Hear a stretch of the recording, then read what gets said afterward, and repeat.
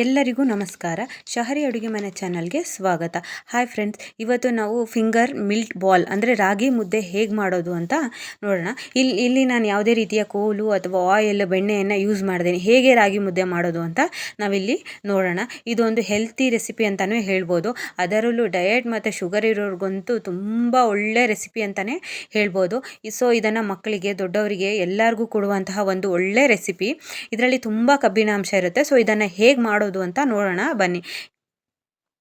ನಾನು ಇಲ್ಲಿ 1 ಕಪ್ ರಾಗಿ ಹಿಟ್ಟಿಗೆ 2 ಲೋಟ ನೀರನ್ನು ನಾನು ತೊಗೊಂಡಿದ್ದೀನಿ. ಅಂದರೆ 1:2 ಪ್ರಮಾಣದಲ್ಲಿ ನಾವಿಲ್ಲಿ ನೀರನ್ನು ತೊಗೋಬೇಕಾಗುತ್ತೆ. ಇಲ್ಲಿ ನಾನು ಒಂದು ಸ್ಮಾಲ್ ಕುಕ್ಕರ್ನ ಇಟ್ಕೊಂಡಿದ್ದೀನಿ. ಆದಷ್ಟು ನೀವು ಸ್ಟೀಲ್ ಪಾತ್ರೆಯನ್ನು ಯೂಸ್ ಮಾಡಬೇಡಿ, ಸಿಲ್ವರ್ ಪಾತ್ರೆಯನ್ನು ಯೂಸ್ ಮಾಡ್ಕೊಳ್ಳಿ. ನೋಡಿ, ನಾನೀಗ 2 ಲೋಟ ನೀರನ್ನು ಹಾಕೋತಾ ಇದ್ದೀನಿ. ರುಚಿಗೆ ತಕ್ಕಷ್ಟು ಉಪ್ಪನ್ನು ಹಾಕೊಳ್ಳೋಣ. ಅದನ್ನು ಚೆನ್ನಾಗಿ ಮಿಕ್ಸ್ ಮಾಡೋಣ. ಅಂದರೆ ಸ್ವಲ್ಪ ಬೇಗ ಕರಗಬೇಕಲ್ಲ, ಅದಕ್ಕೆ. ನಂತರ ಇದಕ್ಕೆ ಸ್ವಲ್ಪ ರಾಗಿ ಹಿಟ್ಟನ್ನು ಹಾಕ್ಕೊಂಡು ಈ ರೀತಿ ಚೆನ್ನಾಗಿ ಕಲಿಸ್ತಾ ಬರೋಣ, ಮಿಕ್ಸ್ ಮಾಡ್ತಾ ಬರೋಣ. ಯಾಕಂದರೆ ನಿಮಗೆ ಗೊತ್ತಲ್ವ, ರಾಗಿ ಹಿಟ್ಟು ಬೇಗ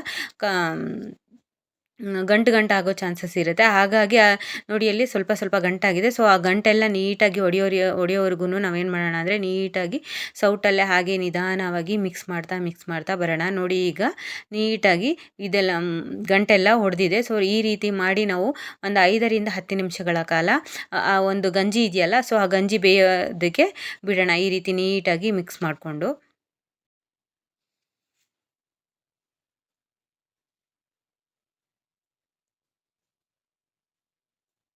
ನೋಡಿ, ಈಗ ರಾಗಿ ಹಿಟ್ಟು ಹಾಕೋಣ. ನೋಡಿ, ಚೆನ್ನಾಗಿ ಬೆಂದಿದೆ. ಸೊ ಈಗ ರಾಗಿ ಹಿಟ್ಟನ್ನು ಒಂದೇ ಸಲ ಹಾಕೋಣ. ಯಾಕೆಂದರೆ ನಾವು ಚೂರೇ ಹಾಕೋಕ್ಕೋದ್ರೆ ಅದು ಎಲ್ಲ ಕಡೆ ಸ್ಪ್ರೆಡ್ ಆಗೋ ಚಾನ್ಸಸ್ ಹೆಚ್ಚಾಗಿರುತ್ತೆ. ಹಿಟ್ಟನ್ನು ಹಾಕಿ ಹೀಗೆ ಬೇಯೋದಕ್ಕೆ ಬಿಡೋಣ. 5ರಿಂದ 10 ನಿಮಿಷ ನಾವು ಬೇಯಿಸ್ಕೊಂಡ್ರೆ ಸಾಕು. ನೋಡಿ, ಇಲ್ಲಿ ನಾನು ಮುದ್ದೆ ಕೋಲನ್ನು ಯೂಸ್ ಮಾಡಲ್ಲ ಅಂತ ಹೇಳಿದ್ರಿ. ಎಲ್ಲರ ಮನೆಯಲ್ಲೇ ಸಾಮಾನ್ಯವಾಗಿರುವಂತಹ ಸೌಟಲ್ಲೇ ಹೇಗೆ ನಾವು ರಾಗಿ ಮುದ್ದೆ ಮಾಡೋದು ಅಂತ ಇಲ್ಲಿ ನೋಡ್ಬೋದು.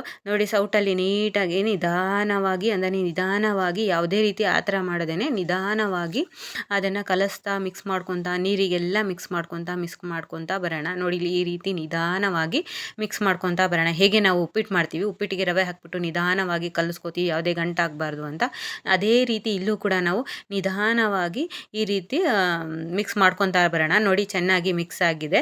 ಸೊ ನೀಟಾಗಿ ಕೂಡ ಅರಳು ಕೂಡ ಇದೆ. ಒಂದು 5 ನಿಮಿಷ ಬಿಟ್ಟೆ ಅಳ್ಕೊಂಡಿರುತ್ತೆ. ಇಲ್ಲಾಂದರೆ ನಮಗೆ ಬಿಸಿನೇ ತಿಂತೀವಿ ಅಂದರೆ ಸೊ ಈ ರೀತಿ ಬಿಸಿಲೇ ಮುದ್ದೆಯನ್ನು ಕೊಟ್ಕೊಂಡ್ಬಿಡೋಣ. ನೋಡಿ, ಇಲ್ಲಿ ನಾನು ಕೆಳಗಡೆ ಇಟ್ಕೊಂಡು ಮುದ್ದೆನ ಕಟ್ತಾ ಇದ್ದೀನಿ. ಕೆಲವರು ಹೇಗೆ ಅಲ್ಲೇ ಮೇಲೆ ಇಟ್ಕೊಂಡು ಕೂಡ ಕಟ್ತಾರೆ. ನೋಡಿ, ಈಗ ನಾನು ಒಂದು ನೀರಿಗೆ ಹೆಚ್ಕೊಂಡು ಸೌಟನ್ನು ಒಂದು ಚಿಕ್ಕ ಪ್ಲೇಟಿಗೆ ಮುದ್ದೆಯನ್ನು ತೊಗೊಂಡೆ, ಅಂದರೆ ಮುದ್ದೆ ಹಿಟ್ಟನ್ನು ತೊಗೊಂಡಿದ್ದೀನಿ. ಈ ರೀತಿ ಬಾಲ್ಸ್ ಸೈಜಲ್ಲಿ ನಾವು ಮಾಡ್ಕೊಳ್ಳೋಣ. ನಾನಿಲ್ಲಿ ಸಣ್ಣ ಮುದ್ದೆ ಅಂದರೆ ಚಿಕ್ಕ ಆಕಾರದಲ್ಲಿ ಮಾಡಿದ್ದೀನಿ. ನಿಮ್ಗೆ ಏನಾದರೂ ದಪ್ಪದ ಬೇಕಂದರೆ ಸ್ವಲ್ಪ ರಾಗಿ ಹಿಟ್ಟನ್ನು ಸ್ವಲ್ಪ ಜಾಸ್ತಿ ತೊಗೊಂಡು ದಪ್ಪದಾಗಿ ಮಾಡ್ಕೊಬೋದು. ನೋಡಿ, ಈಗ ರೆಡಿಯಾಗಿ